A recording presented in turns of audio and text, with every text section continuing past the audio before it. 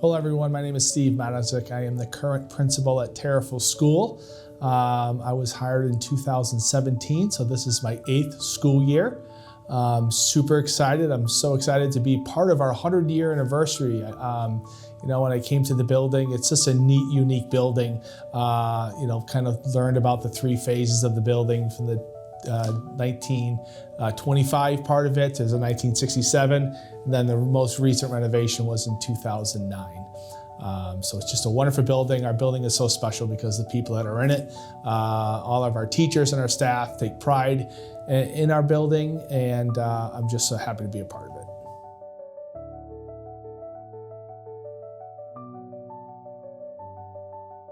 Hi, my name is Erin Naspo, and I went to Tariffville School way back in 1980, and then I was lucky enough to come back to Tariffville School as the social worker in 2015, and I still am at Tariffville today. Hi, I'm Frank Sauls, and I attended Tariffville School from September of 1964 through, imagine, June 1971. Hello, my name is Brody Bussum. I am 17 years old and I attend Suffield Academy. I am Lisa Johnson Pyatt. I was at Tariffville School from 1967 to 1974, and I lived on West Point Terrace in the Heights. I'm Ann Pyatt. I went to Tariffville School from 2003 to 2010. I also lived on West Point Terrace in the Heights, same house. My name is Jane Spatcher McAlpine, and I went K through 6 at Tariffville School from fall of 1964 through June 1971. My name is Joseph Matzek, and I went to Tariffville School starting in 1953 in kindergarten, and then 1st through 6th grade up until 1960. And kindergarten at that time was a half day. So in the morning, we lived at that time down on Main Street, and my mother would walk me up to the school and then come back and walk me back to to our house. In the second half of kindergarten, my father finished building our house on the corner of Elm and Church. So we moved there, and at that point, I only had a block to walk to school, which was pretty nice, and I enjoyed that. My name is Richard E. Ostop, O-S-T-O-P. I went to Tariffville School, but before me was my brother, who used to read comic books, Ducky, comic books. So they named him Ducky. So when I came along to school, guess what? Little Ducky. And I was called Ducky from there on. And to this day, the people that know me, that go back to schools, still call me Ducky. I was a member of the last class that graduated from what is now known as the Town Hall in 1957. We were the last class that graduated from that as a school. My name is Stanley Matzak. In grammar school, I was known as Skip Matzak, because at that period of time, everybody had a nickname, and with my last name of Matzak, my mother rolled her eyes as to what my nickname might have been. So she gave me the nickname of Skip, and that stuck with me. And even today, racing, which is one of my passions, I own race cars, I'm known as Skip Matzak. But when I go to the business office and any of the businesses that I own, I'm Stanley. And yeah. My name is Mary Teresa Hinault. Everyone knows me as Terry. I was hired by Dr. Len Lanza in the summer of 1977. He asked me to come over. I must have applied to Simsbury and had gone in and talked to Mr. Lindauer, but he asked me to come over, and I sat in his office and we talked. And then he goes, "Oh, I'll show you around the school." And I did. We walked around the school talking, and he took me into room 9. And he goes, "Oh, and this is your classroom." And that's how I was hired. And I retired in 2019. I taught I was hired as a 4th grade teacher. They asked me to go down to 1st grade. I did that for 5 years, and then I took a leave of absence, and I had 3 children, moved to California, lived outside of San Francisco, and then came back, did some tutoring on the side, and then they hired me back into the same room, room 9, as a 4th grade teacher, and then they asked me to go up at 5th, and then I stayed in 5th grade until I retired. Hi, I am Bill Spatcher. I am a 2nd-generation alum of Tariffville School. I attended Tariffville School in, we'll just say, the era of change and lots of new technology back in the 60s before we had cell phones and cool things like that.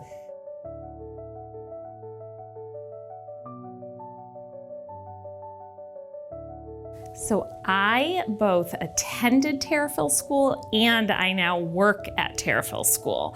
So I first started attending Tariffville School all the way back in 1980.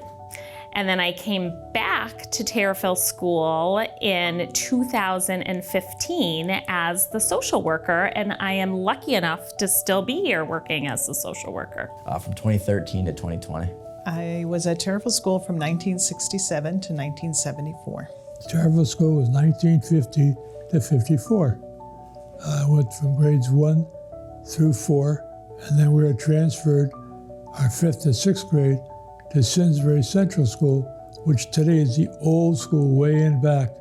It's quite different, and that's where we were. We went from there then to the high school, and the high school was down below, which is now the town hall.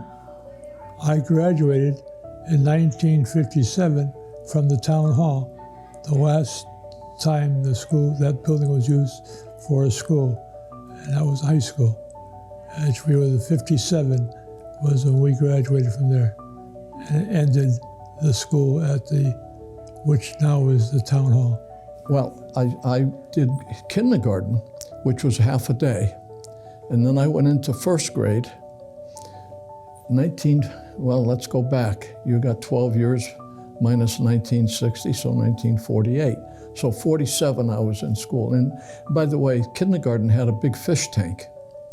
And I remember sitting next to this nice girl, and we just watching the fish. It turns out she was from Firetown Road and was in Tariffville School for that year.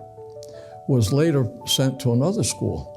Her name was Lois Zapatka, and Lois became Lois Matsack in 1965. Throughout school, all of the years we went, I'm a practicing Catholic, as she was, and we're both Polish as can be. Loved to do the polka, and I would see her at family events, different parades and such, and we always had an attraction to each other, but it was after school that we started dating, and she became Mrs. Stanley Matsack. I began in 1968 in the basement of St. Bernard's Church because I am part of the baby boom. Why were you in St. Bernard's? There was no room for all the kids, so there was no room in the school to even accommodate us. So the church was kind enough that they allowed kindergarten and 1st grade. I actually began 1st grade in the basement of the church as well. That's really interesting. Did you go over to the school for recess and specials? Yeah, and for lunch and everything else, but we were housed there were 2 classrooms in the basement.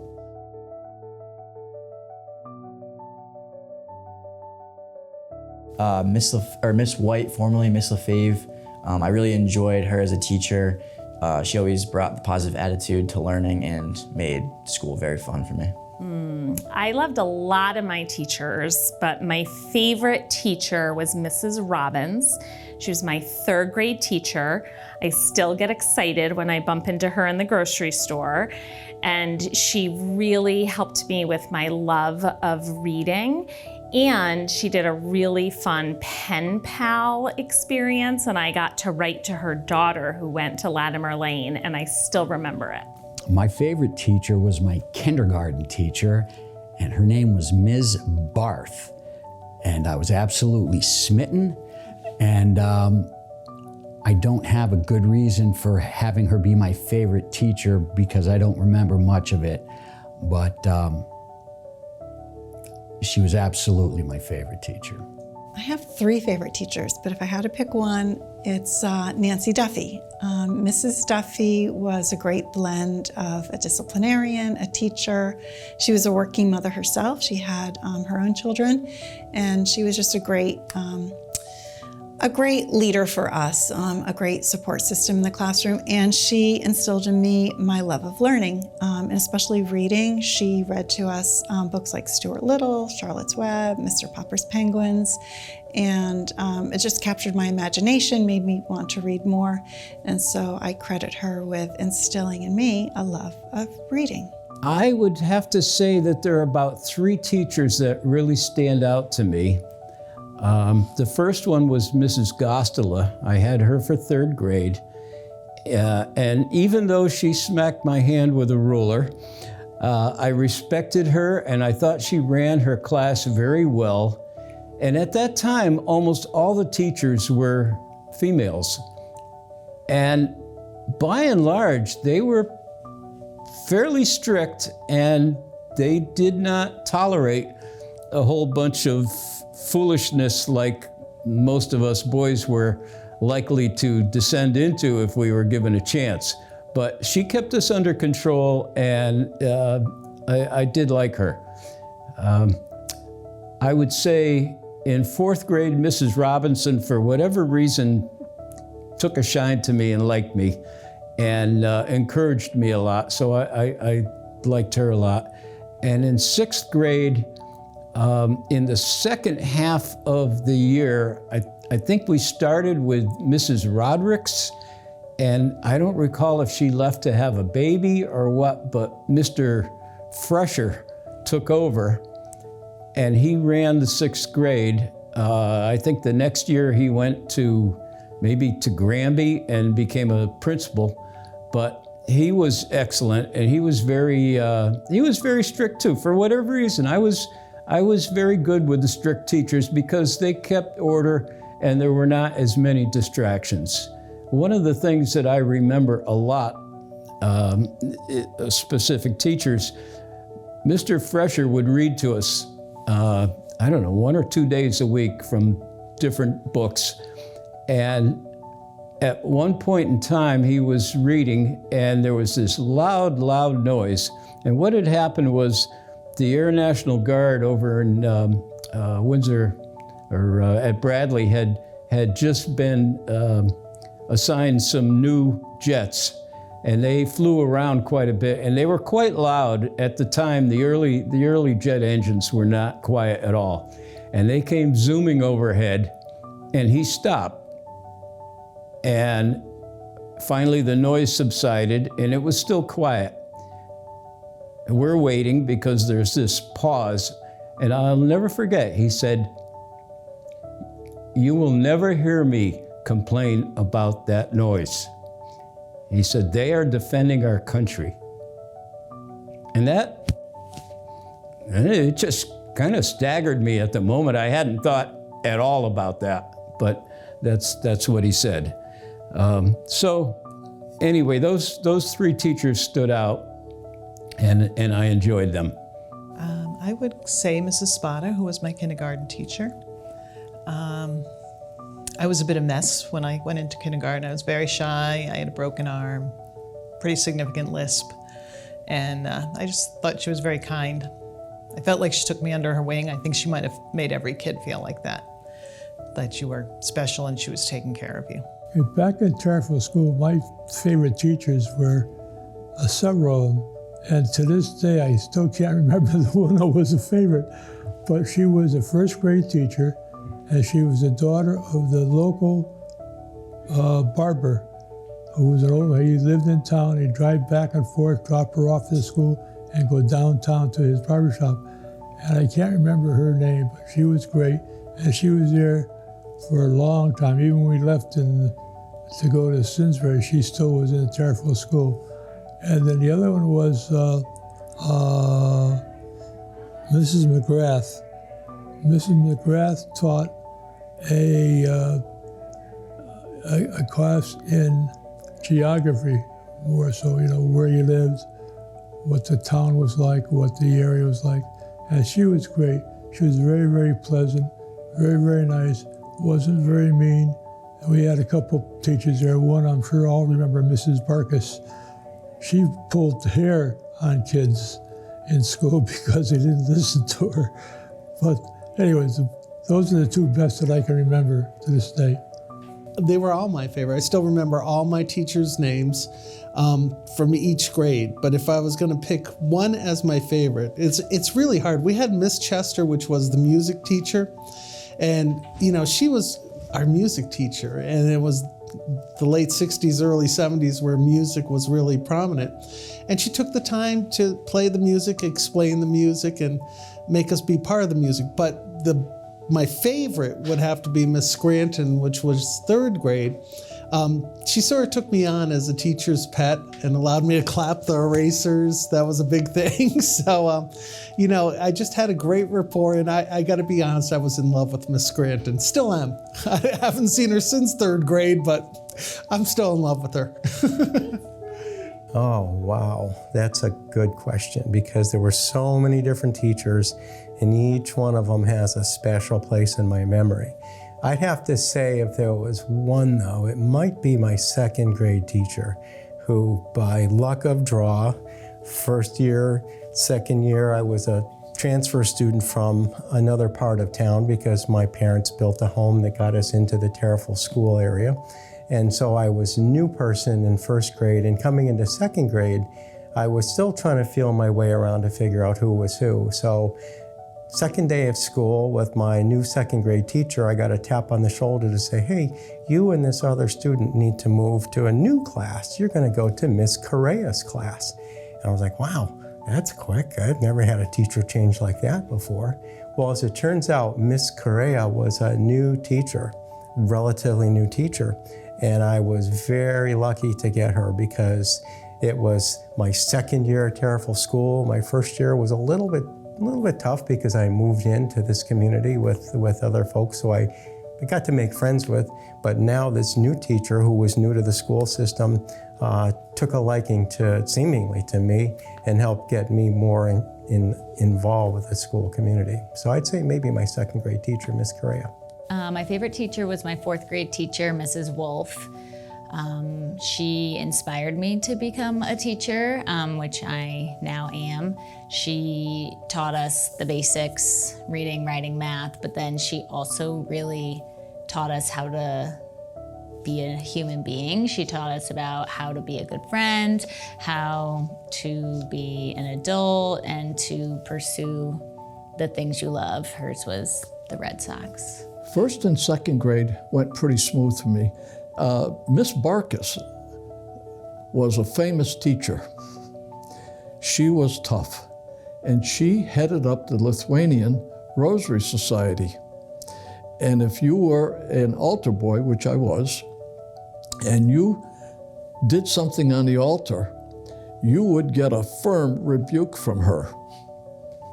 She also ran her class such a way. She was a very short woman, and probably 1951, Cadillac came out with power steering, and she bought a big four-door Cadillac, and she and the whole Lithuanian Rosary Society rode to church.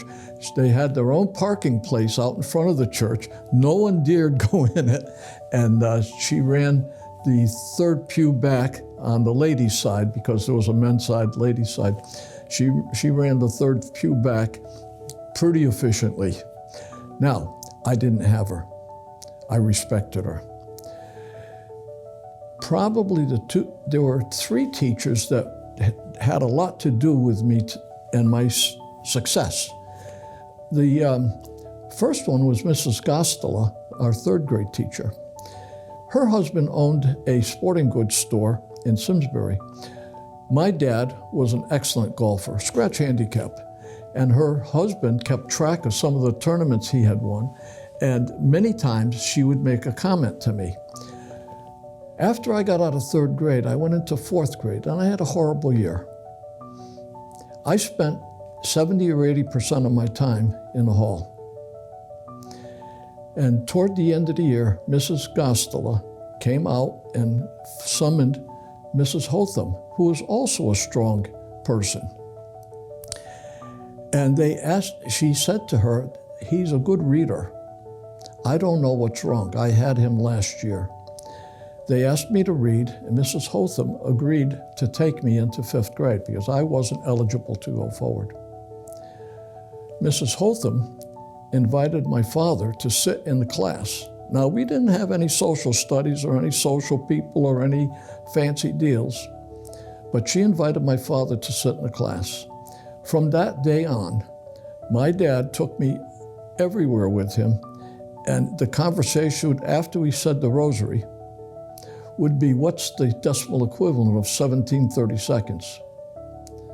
What's 13% of 93? And I would challenge him, he would challenge me, and that lesson, which came from Mrs. Hotham and Mrs. Gosto, igniting and getting my father involved, really contributed 110% to my success. I owned 6 corporations, and both real estate and manufacturing.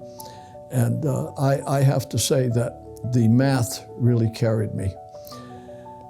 The other teacher was Mr. Desmond, and I think universally everyone liked Mr. Desmond and respected him.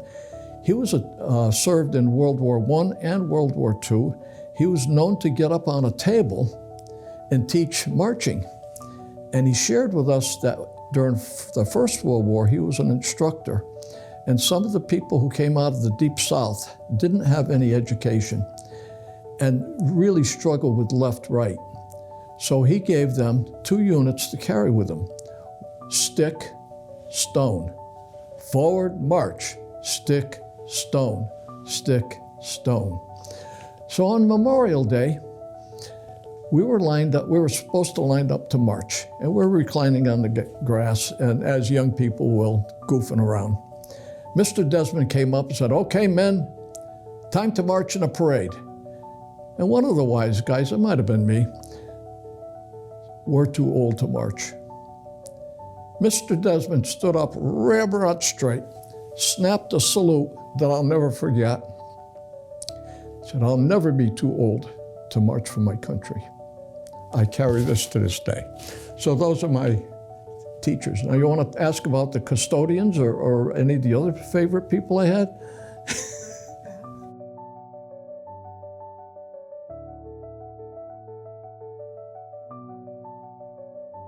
There's a lot of them, but I'd have to say that of the Tariffville School activities that we had, there was one that happened every year. It was a gigantic event where all of the students in all of the grades came together for a big evening. Our parents seemingly, they got off of work a little bit early. We went back to school. There was a big cookout. There were races and there were little softball games, and we'd eat a lot of hot dogs and then try to run a race, and then we'd play more games. We would play kickball, and I think that was probably one of the more interesting ones because we got to see other kids and other classes, kids that we saw in the hallways, but we got to hang out with them, and I think that was maybe one of my more favorite events.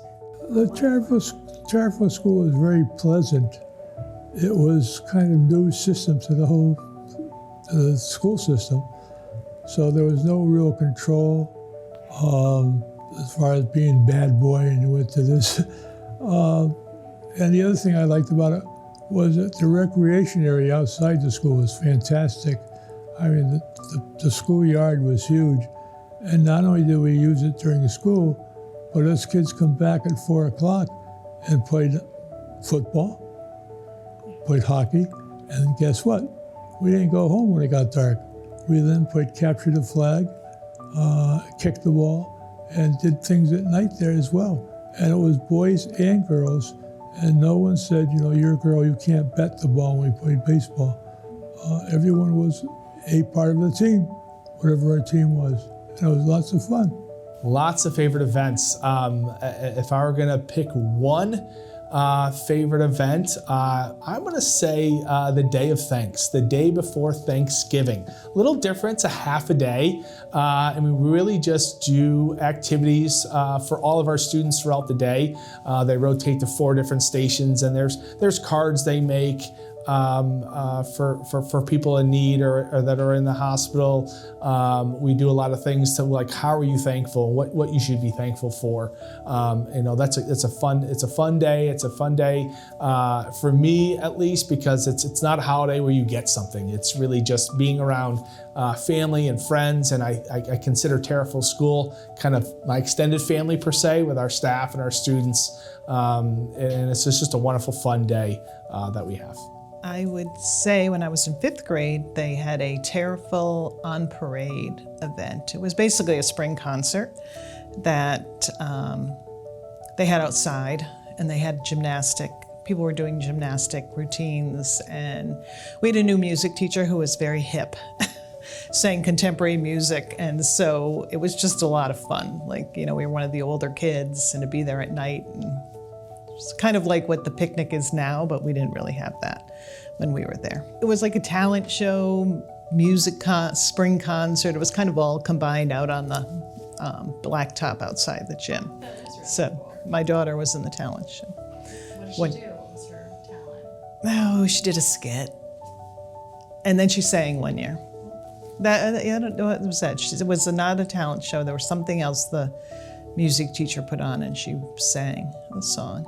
Well, I'll have to say that it wasn't necessarily any particular subject.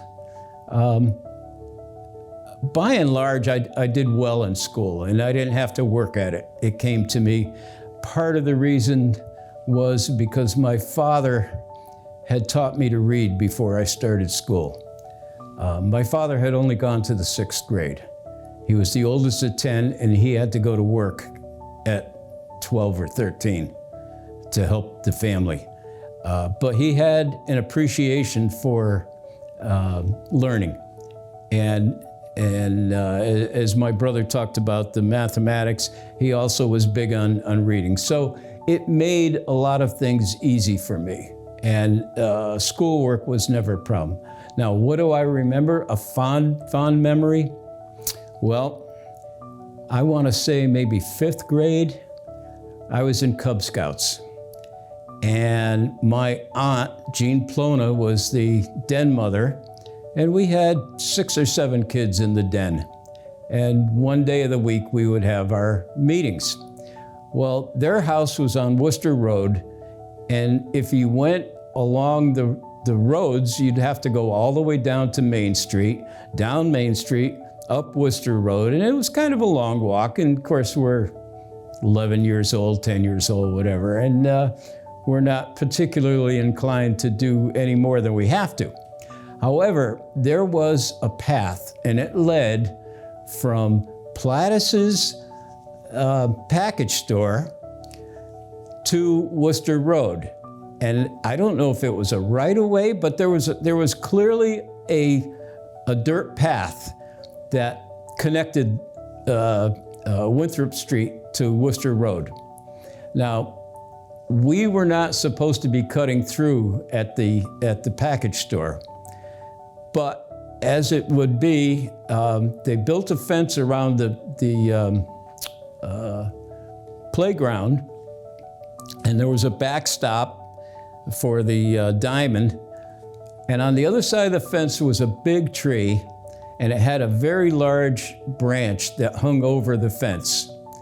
And being as, I guess, ingenious as we thought we were, we came to the realization that a plank that was laid against the fence would give us the ramp to run up and get over the fence and jump onto the limb, and then swing across the limb over to the trunk and slide down to the other side and run to the right-of-way. So every week when we had our Cub Scout meeting, we would wait to be dismissed, and then we would race across the playground as fast as we could and kind of race each other and who would get first. And the first person had to take the plank, which we laid down so they wouldn't know that we're doing this, and put it up, and then we'd run up the plank and jump on, grab the limb, swing over, and do all our antics. Well, that went for, I would say, probably a month. But like anything, nothing lasts forever. And at some point, somebody saw us, And there must have been a complaint because several weeks later, we ran down to do this, and lo and behold, not only was the plank on, but they sawed the limb off of the tree. That was a big disappointment, but while it lasted, it was great. My fondest memory of Tariffville School involves the playground. And as much as I loved learning and I loved the classroom, I loved recess. And the girls and I, we would all go out, everyone played together. Double Dutch jump rope was a big activity, hula hoops, and then the girls and boys would race each other to take control of the big monkey bars.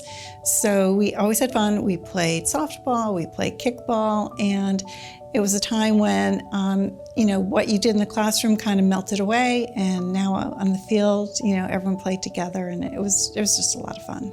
My fondest memory at Tariffville School was during the 3rd grade with perhaps what I thought was the most strict teacher in the school, Ruby Austin Leonard, and I was not her favorite student, but if we were well behaved, she would gather us up and she would read Charlotte's Web to us. And for whatever reason, that was a moment that I will remember, and I'm not sure the significance. However, I have a nephew that just had a child, and that little baby has a vintage copy of Charlotte's Web in her crib. My fondest memory of Tariffville School. I loved when I was a kid, we would all get to school. I walked to school about a mile to school, and I would get there and everybody would be out on the playground, and we would have giant Foursquare games, and I really loved that. And it was super fun. But I also still really remember kindergarten because we had letter people and they would show up in the room when you got there in the morning. And I'll never forget the day that Mr. T was there, and he had really big teeth and he brought us toothbrushes. It was very exciting. I loved elementary school, so I loved every part of it, but I think all of the family nights that they put on, we had pasta night, we had movie nights, we had a Halloween dance, so those extracurriculars being at the school made the school more fun. My fondest memory of Tariffville School is being instrumental in the foundation of our CLIMB program. I was there. CLIMB means character lives in my behavior. We were there on the committee with colleagues, and we worked extremely hard on working on 4 different traits: caring, respect, responsibility, and citizenship. It was a lot of hard work, a lot of collaboration, and I thoroughly enjoyed it. And I was selected to go. We won a National School of Character Award, and I went to Atlanta with the principal, Christine Murdoch, and I taught a class there with her. But we also accepted the award, which we were able to bring home. And to this day, it's so important. It's just part of our culture at Tariffville School. And it's kind of hard to teach citizenship, so I decided to come up with lots of different projects for the kids. One of the projects was Project Sunshine, where we went out and planted daffodils next to stop signs all through Tariffville. One project I did was we did House of Bread, where the kids once a month would bring in deli food, cheese, bread, anything that they had, and we went to the cafeteria and made sandwiches, and then someone brought them to the House of Bread. For Thanksgiving, we made my mom's special recipe of pumpkin bread, and we took over the cafeteria. The whole 5th grade took over the cafeteria, and we broke up, and the kids actually made bread, and we wrapped it all up, and we would send between 36 and 45 loaves of pumpkin bread to the House of Bread. So I tried to do as much citizenship that I could do with them. I reached out to the senior center. The kids came over, the 5th grade came over and had lunch with the seniors, and they read to them and they talked to them. And it was just a wonderful collaboration to develop citizenship with the students. I had math club, I had game club. we always had Veterans Day off way back then. And then all of a sudden we didn't have Veterans Day off. So we decided that we're gonna have a Veterans Day assembly. And so I helped put together a Veterans Day assembly with the help of veterans at Tariffville School, the teachers, the music, art, and to this day, they still have a Veterans Day program all the time. So that was really, really important. And then we were able to bring that caring, respect, and responsibility, that characteralism and behavior, like I was in charge of Camp Jewel. And so the kids went away for 3 days. No cell phones, which was wonderful. And we were able to, use those character traits, which are life traits, with them in a different setting outside of school, which was really fun. So we did that. I actually did Colonial Day. So the kids would learn about Simsbury and citizenship, and they would go down to the Historical Society, and they would learn about colonial times here in Simsbury, and they would make comparisons of what's happening now at Tariffville or in Simsbury and what happened way back then in the 1800s. So that was great fun. It was great fun. Playing football and wall ball at recess with my friends, and climb assemblies too. Climb assemblies were very fun. I remember those vividly. Those are great. My fondest memory is actually a memory that my mom reminded me of. Because I was so young. It happened when I was in 2nd grade, and I had gotten a cut on the way to school, and things were a little looser then. You weren't walked to the bus. You ran out of the house, you got in the bus, and you went to school. And I had this little cut, and she said, well, grab a gauze pad and, just put it on it with some tape and take it off whenever it's done. So I went into the cabinet under the sink. I found a box that said pads, and I went off to school. And yeah, as you can probably assume, I went into class and my teacher laughed, and she said, listen, I want you to walk to each classroom and show each teacher your special bandage. So I went to each teacher, and it was amazing the support I got. Each teacher loved seeing me in my special bandage, and I just thought we had the best gauze pads around. But as you might have guessed, it was not a gauze pad, it was a sanitary pad.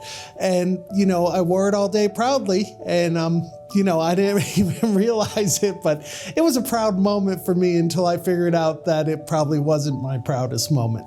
So does that count, or do you want a different story?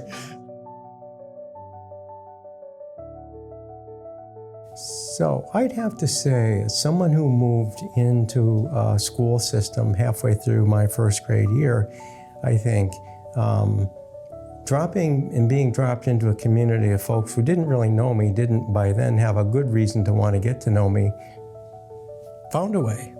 So you sign on as a new student, and you don't know anybody, and you see all of these friendship circles, and the next thing you know, you're part of them. So I'd say the takeaway from the Tariffville school experience to me was it was a very welcoming community. It was very easy to make friends, even as someone who just showed up halfway through your first grade school year. I own businesses. When I walked into the school, not so much in 1st or 2nd grade, but as I progressed, every year, when I walked through the front door, the windows were sparkling clean. The floors had been freshly varnished. The desks and equipment had been stripped of bubble gum and whatever other debris we may have placed on it. Louis Cashman and Con Smith were tremendous.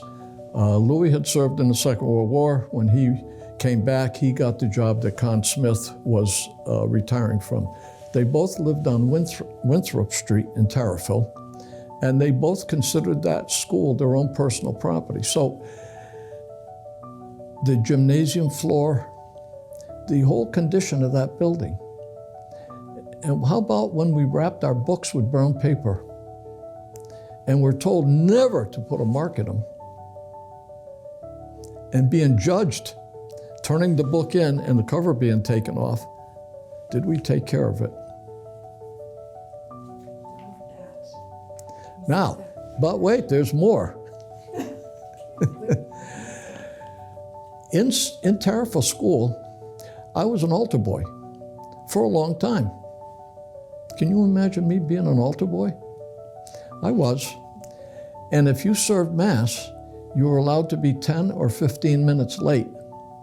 Starting time was 8 o'clock, I believe, and the Mass was whenever it was. By the time you finished the Mass and walked down to church, you'd be approximately 5-10 minutes late, and that was allowed. And I thought that was pretty good.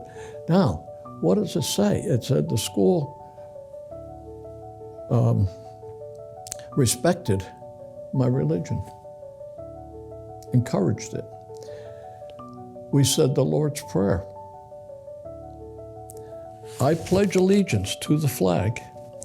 And last night at the Yard Goats baseball game, I sang the national anthem as loud as I possibly could. We didn't talk about Miss, the music teacher. We had a music teacher, and she went from school to school, a very short woman. I was starting to fiddle around with my aunt's piano. I'm a self-taught musician. I play accordion, guitar, violin, piano, and I can't read music. But she taught me do, re, mi, so forth and so on.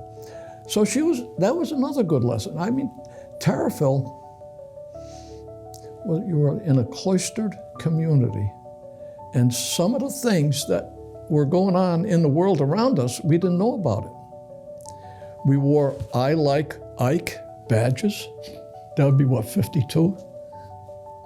My family was Democrats, and when my father announced that he was voting for Eisenhower, I thought the top of the house was going to come off. We were at Grandma's house for Sunday dinner, and he announced he was voting for Eisenhower. But these are some of the things that, so Tariffville, we had elections, and we freely talked about it, and not in a negative way, trying to talk about the positive points of the politicians. We lost that today. My important life lesson was about the social connections that you have with people. It doesn't matter how diverse you are all individuals that are respected. You work together, you try to accomplish goals. That connectiveness has always been extremely important, and I hope those kids continue with that and being the social piece that they have. I also learned that you have to be flexible in life. You set out goals and dreams, but your pathway might not go straight up a hill. You might twist and turn, and you need to rely on others to help you with those goals. It's kind of hard at 11 to have a life lesson, but I would say probably just how important friendship was and having friends. I've made friends for life at Tariffville School, and it was just such a nice community to have. I think I would have to say to work hard and to really care about people. I still have friends to this day who I met at Tariffville School, and I think that's a pretty cool thing. I'd say to cherish your time at school. In 2020, my 6th grade year was cut short due to COVID-19, and that really just taught me to really just live in the moment, because you never know what's gonna be your last time at school, and to really just enjoy your time at Tariffville, because it moves quick. I would say the life lesson I took away would be my love for learning, and that doesn't just include academics. It can be learning new hobbies, all that. So just to continue learning throughout your whole life is the biggest lesson. It's actually the community thing. So even now when I see, on Facebook is more how we communicate now with social media, but I see my Tariffville playmates, we still have that bond. And when something's great, we're the first ones to congratulate. And when something's not so great, we're the first ones to reach out to offer help. It's probably my first experience with what we term community and being part of a greater good or greater family. That was really what I first understood in Tariffville School. And to be frank, I still carry with me to this day with the people there now, as well as the people there when I was younger. I think we learned the fact that it was a small school, very, very close to you, and the kids we didn't have a lot in our class. If we had 13 in our class, it was big, whereas today there's 30 or something. So 13 kids and the teachers were very, very nice. They had picked favorites too. I don't know if I was one of them or not, but they picked favorites, and they treated the favorites as nicer than some of the other kids. But basically, I have to think that in most of the school, everyone was treated the same, except for a few. And that's where a few teachers, and I think I named one, Mrs. Barkus, and everyone knows her from all over. But she was probably one of the toughest ones. And Mr. Desmond, who was our principal, he was super. He backed up us kids, and anything that he heard was wrong, he'd bring us down to his office and say, here's what I heard. I don't want to hear it again. I'll get back to your class. And that was it. There was no punishment. There was no sit here for 24 hours, or you can't do this, you can't do that. He basically said what he heard, and said get back to class. And he got back to class, and he kind of concerned walking through that door that the principal sending you back to your class and the teacher sent you out to start with. But it was very interesting. And when you went back to class, the teacher knew where you were, and kind of appeared to be okay.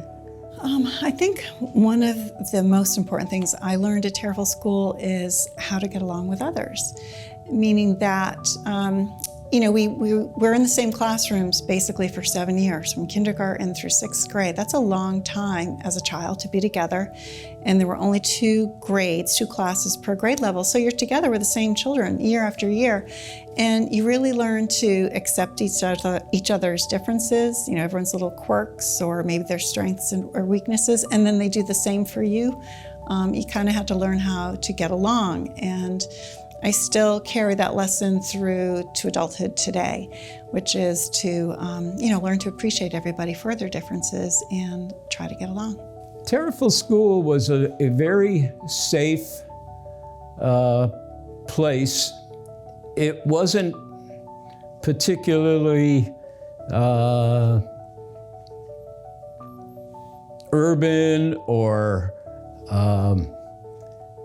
didn't have all the big high energy things going around that might happen in a city or whatever, but it was a calm place to learn. And what I acquired while I was there served as building blocks for the rest of my life. And as I said, the academics were never hard for me. It was a stable place, and almost all of the kids in my class had a mother and father, and by and large, the father went to work and the mother stayed home.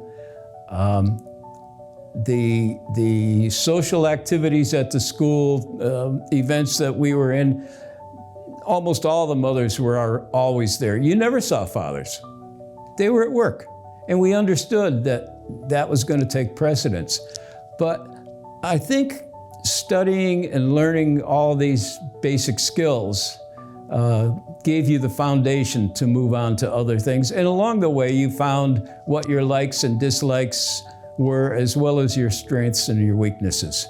I believe that my life lesson was the day that I stepped off of the first bus I ever rode in the 7th grade, and that was at Henry James Junior High School, and I just thought, things are going to be very different from here on out. I thought every person at Henry James' parents owned a boat because every kid was wearing boat shoes, and I just assumed that that's what was going down at Henry James. As a matter of fact, I have one friend that got off the bus and he looked at me and said, who are all these kids? He did not know there were other schools in town. He just thought that we went from Tariffville to Henry James and was amazed that there were other schools, because sometimes we were a little isolated in Tariffville and we didn't get over the river much, but that was a great memory of mine going.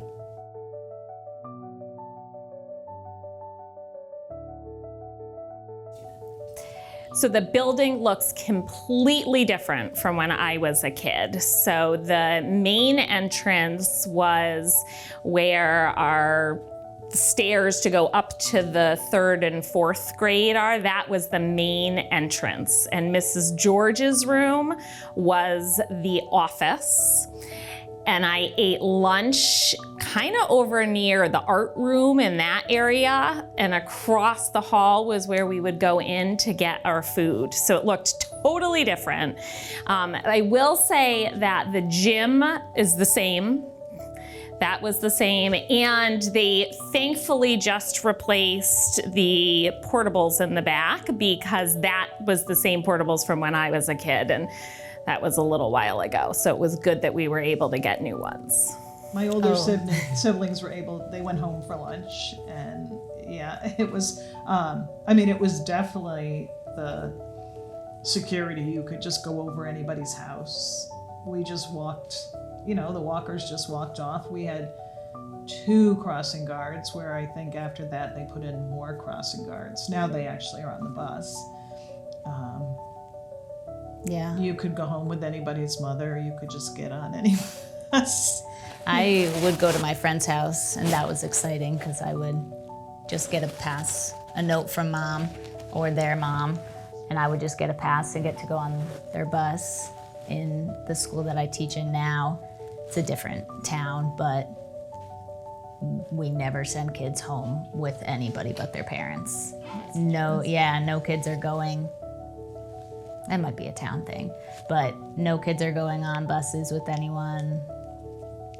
We actually don't have any walkers at our school either, but right now I think that's because of their age, 3rd and 4th grade, but I was walking when I was that young and younger, so yeah, first grade. It's definitely different. Yes and no, because the school is a little bigger. The office has been moved.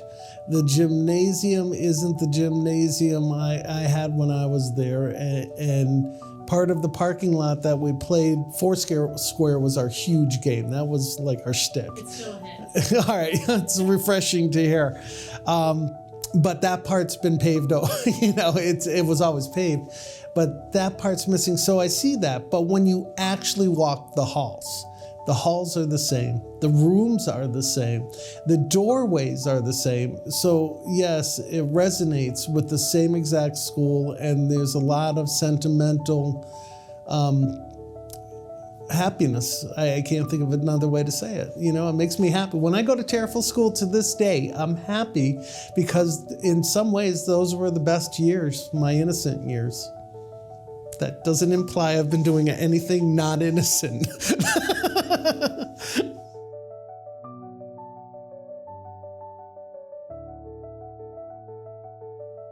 How I got into teaching, my Nana, who I was very, very close to, was a 4th grade teacher outside of Boston, on the south side of Boston. And I lived in the same town for the first 5 years. And I would go to her classroom all the time and just sit there and work with the kids and, just play school. I played school in her classroom, which I guess you can't do anymore, but I did. And then, so she was great, and then my mom was Grace Camo, and she was the 6th grade teacher at Squadron Line. So I was able to follow in her footsteps. And then Simsbury High School, and I don't know if they have it today, is they had a work study program. So I took my 5 classes, the first 5 periods, and then I left Simsbury High School and I worked at Squadron Line teaching writing and reading to, I believe it was 5th graders, Mr. Logi's class. So then I could really decide if I really wanted to do this or not before I went to school. And I applied and got early decision at BC and double majored in special ed and elementary ed. And then got 2 masters after that. I decided to come back to Tariffville School because I loved being in Tariffville. I grew up in Tariffville, right in the Heights, and I have so many fond memories of my neighborhood and of being at the school. And it was such a great community, and I thought it would be amazing to get to be a special adult in kids' lives that live in Tariffville now. So it was my way of kind of giving back to where I grew up. The inspiration probably came from, I was younger. I was in 5th grade, 6th grade, and I had some amazing male teachers, and they are just for fun, and we would, at recess, they would do the sports with us and things of that nature. And I really said, oh, this would be a kind of a cool job to become an educator and be a teacher and have a positive effect on other students. So I kind of knew at a young age I was probably going to go into the field of education in some form of work. And as I got older and older, through sports and through coaching, I said, this is a great venue. And then to parlay that into, I was a teacher coach for quite a number of years, and then kind of want to say I have a really positive effect on my classroom, but how can I affect more kids? So I figure if I kind of was in charge of a building or became an administrator, I'd be able to have more of a positive effect on more people. So.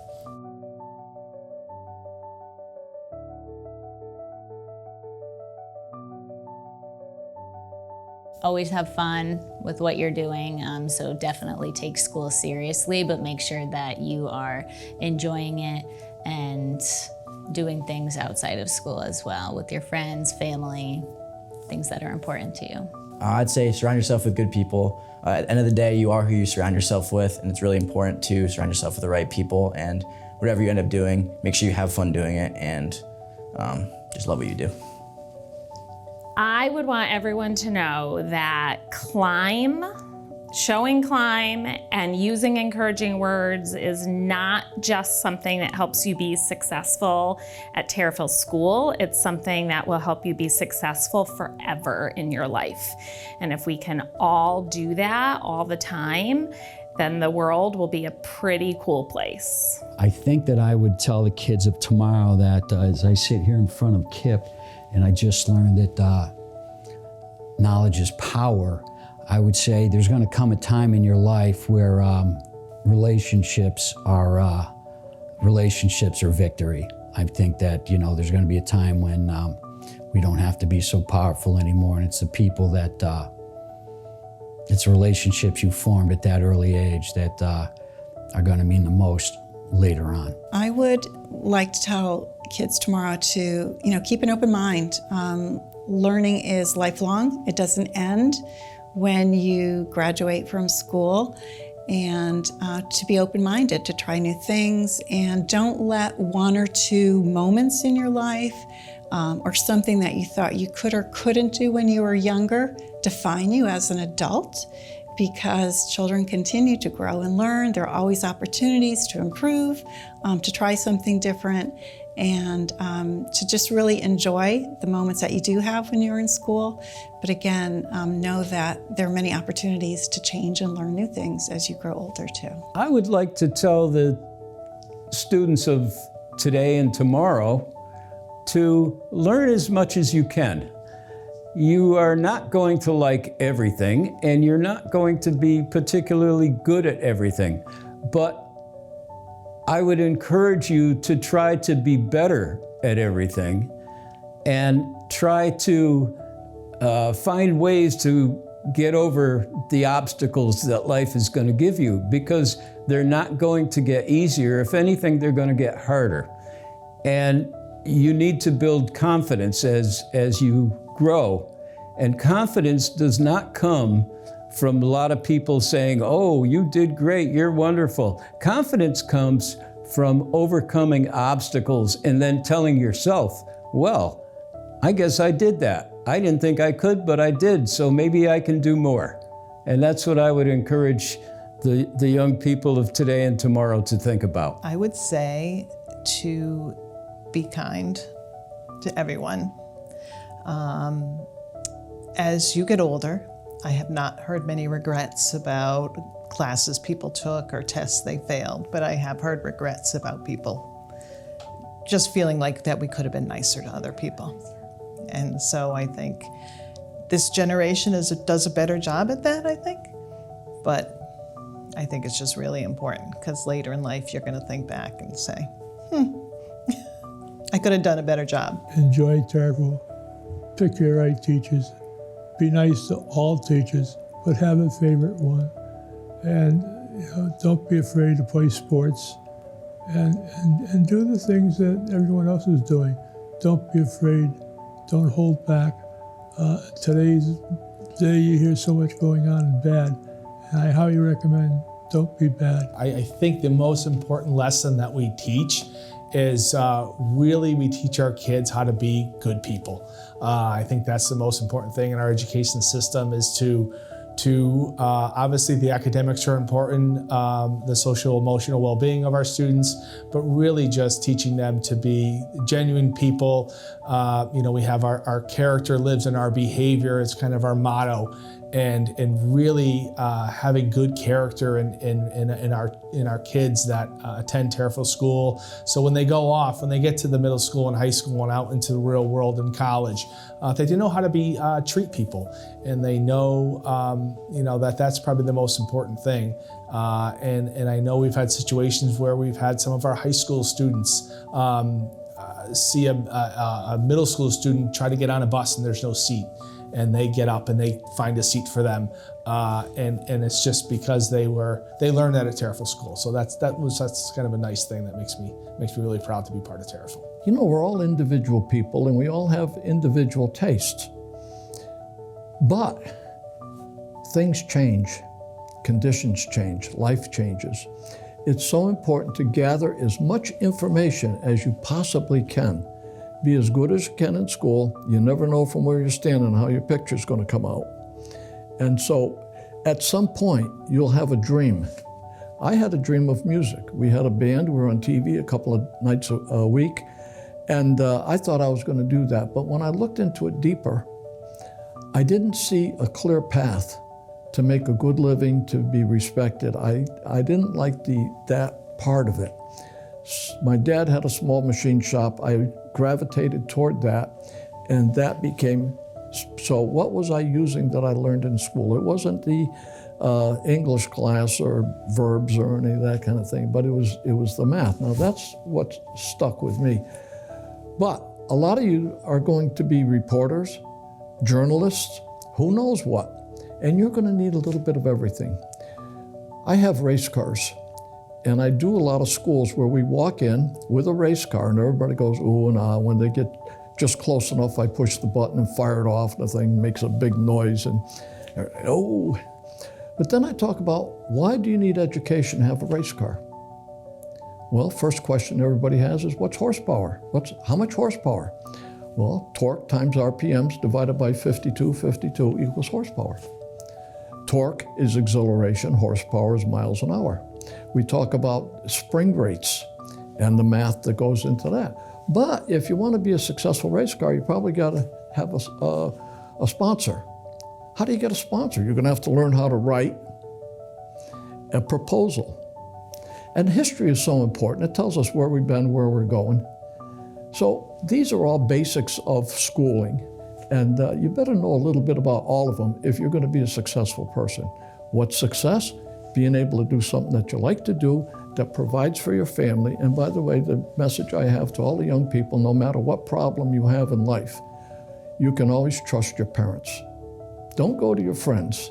Your parents, they may not like what you got to tell them, but they'll stick with you no matter what. There's so many things I want to tell them, and there's so many things that are dated.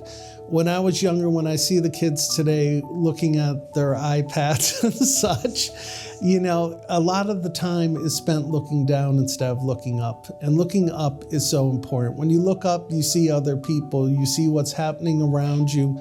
You participate in the community that you're so lucky to be a part of. You're allergic to this part of it? Sorry. Anyways, that's what it is, to not look down all the time. I know, I go out to eat and I can't help checking my phone. It's human nature. When we were young, we didn't have phones you could walk around with, so it was easier to look up. But, you know, there's a lot to be seen if you look up instead of looking down all the time. The kids of tomorrow, I want them to learn and those traits, the caring, respect, responsibility, and citizenship are life skills. They're not school skills. They just don't belong to Tariffville School.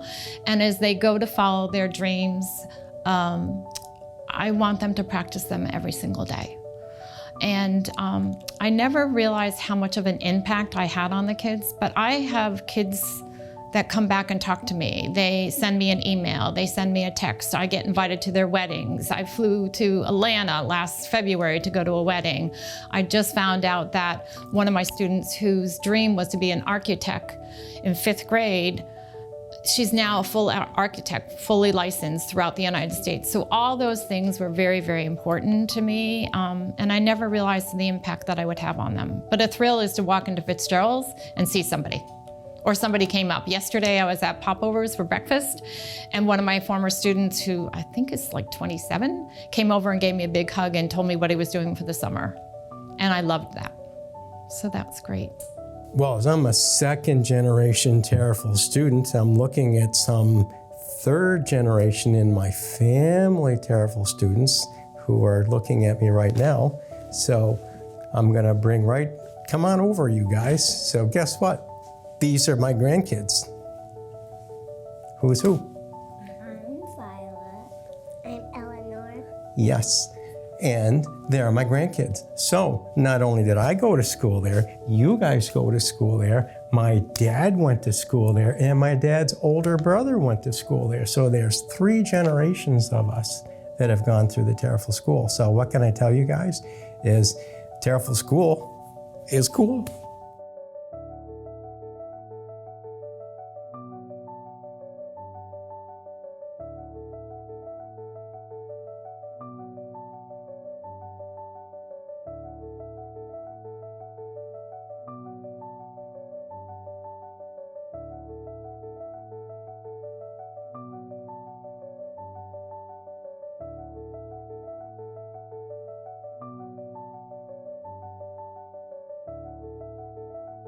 I have a story, yeah. I don't know if it's appropriate in that it wasn't exactly living by the rules, but I'm going there. Okay. Every year when they plowed the snow, they would dump it on the side of a hill that led down into the playground. And so there would be a mountain. And they told us to stay off the mountain. Well, naturally, we were drawn, and we would play King of the Mountain. We would climb up this, it probably was 30, 40 feet at the top of it. And it was a huge challenge, and there were always older kids that would be up there. Well, there was this one kid, and I'm not gonna mention his name, but in those days, you didn't necessarily go from one grade to the next. Well, this fellow was, I think, a career 5th grader. I'll put it that way. And he was big. He was really big. He was big for his age and strong, and he was the king of the mountain. And it was like King Kong standing up there, and those of us that were a few years younger, we would climb and crawl up over the ice and try to get up there, and he would just fling us down.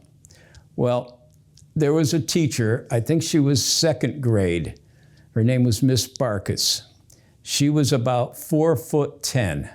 She was a tiny little thing, but she ran her class with an iron rod, and she was not afraid of anybody. And this one day we were out there, and we'd been told time and time again, don't do this.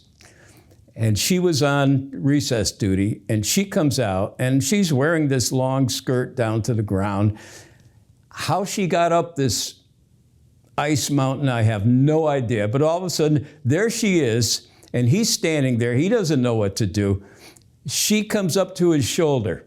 She jumps up and grabs his ear, brings him down in a crash, and drags him down the mountain and into the school by his ear.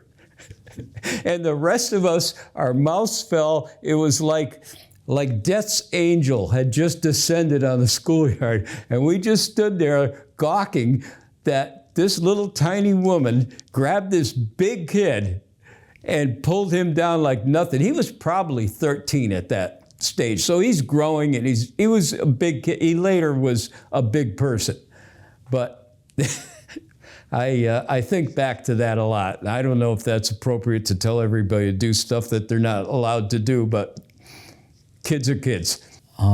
It's funny you'd ask me about my favorite teacher, and I brought up another teacher, but my favorite people at Tariffville School didn't have classrooms. My favorite guy that I really enjoyed was named John Green. He was our custodian, and he was a good guy. He was a real good guy, and he had a little office tucked back, and he used to bring the milk around, and he was a cool guy and had his own band. And I remember Mrs. Bidwell in the library. She was very cool, and if I got called into the office, Mrs. Doucette used to just, it'll be okay, you just sit there and we'll figure it out. And so those people had a big impact on me at the school. I wasn't much of an academic going through, but yeah, those are the people that stuck with me to this day. I think that restraining order with Ms. Barth is probably long past done. Oh, wait. We should put that in the bloopers. No, I don't want people to think it was like last year, because she's probably 90 now. I love that. Oh, I'm so glad you said her, because she was one of my favorites. I'm in school, and there were kids that knew the alphabet before they got there, and I was, and I can't go through it without singing it. To this day, I still have a melody when I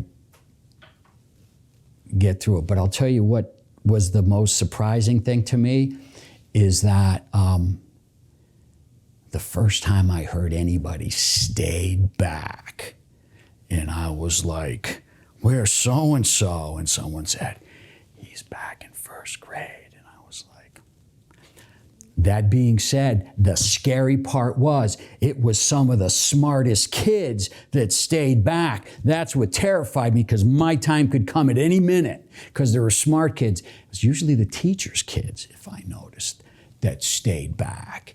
But that scared me all the time. Not that there was anything wrong with it, but when the smart kids started staying back, this makes no sense. And anyway, you don't have to, but that's it for me. I think what's most fun for me, I would say, is my children are all grown now. And when I see other kids, I would think to myself, like, well, probably my kid was in that same situation or the same predicament, and to look back and kind of laugh at some of the silly things that kids do and the kids say. That is usually like this is fun reminiscing about when I was a parent of an elementary school student and some of the fun things that they do and say. I would say. So this is the kind of to go along with, judging what people are like or what they are. So as you go through life and when you're in school, there's some kids who are loud and some kids who are quiet. Some kids are a little scary. You're not sure what makes them tick. And there was one kid in school who I looked at, I was like, wow, he's pretty fearless, pretty scary. He's a year older than me. I'm going to give him space. And so, I remember one of the toys that we played with on the playground were these little parachute people. You tie a little string all around them, they'd have a parachute, you throw it up in the air as high as you could go, and the parachute would open and it would land, and you'd run and you'd catch it. And one day it was really windy, and I launched this thing up as high as I could, and the wind caught it, and it blew it across the street and into a tree in the yard of the house right across the main entrance of Tariffville School. And there was my little parachute guy sitting up in the tree, and I didn't know what to do. The recess was going to be over, and I knew we weren't supposed to leave school grounds. Well, this one person, I'll tell you his first name was Roger, who I was always, He's, you got to stay clear, Roger. He goes, hey, I see your parachute. I'll go get it for you. I'm like, no, don't. No, I'll go get it. This guy ran up, looked around, looked across the street, ran across the street off the school grounds, climbed up into the tree, rescued my little parachute guy, brought it back to me. So there's a person. If that didn't happen, I'd still be thinking this person was a really scary person I want to stay away from. Was a really cool person. That's a cool story. So for me, my favorite subject was science. And it's because of the discovery and a lot of things that were happening when I was going to school, like we were going to go to the moon and we were at the moon and we were developing all of this new technology, information technology, telecommunications technology, new chemicals and things. Science was really a lot of fun. And my science teacher, I still remember his name, was Mr. Hahn, Mr. Harold Hahn. And he had the coolest science experiments. I don't know exactly all of what he did. We were supposed to know, but he would have all of these little glass beakers and chemicals, and he'd put a drop in, and foam and smoke and cool things would come out of them. And he would explain to us the chemical and molecular reactions of different chemicals and molecules when they came together. So that was fun.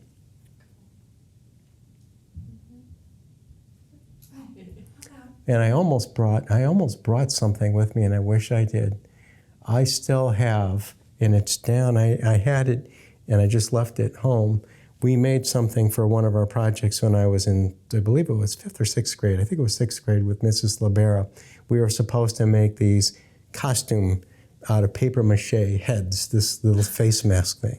And I made this thing to be a jester, this little white face thing with red cheeks and a red nose and little jester ears. I still have that mask, and I was gonna bring it. You would put that on, I would. Yeah, well, it would be probably a little small for my head, but it's